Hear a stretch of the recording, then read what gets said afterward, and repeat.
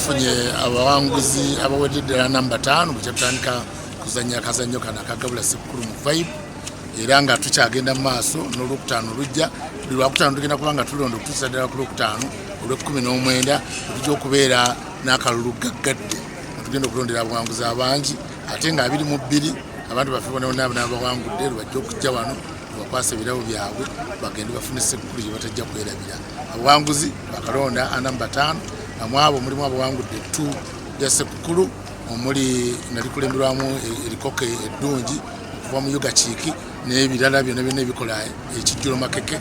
Ate era tulinamu abawanguzi ba TV, TV eyo ebeera nzijuvu, ebeera erina decoder, ebeera erina dish, ebeera erina ne solar panel.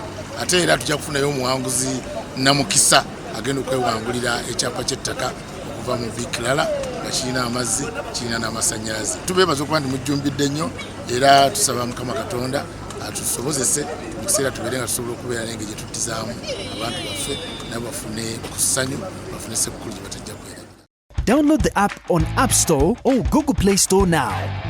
Vision Digital Experience, the future of media.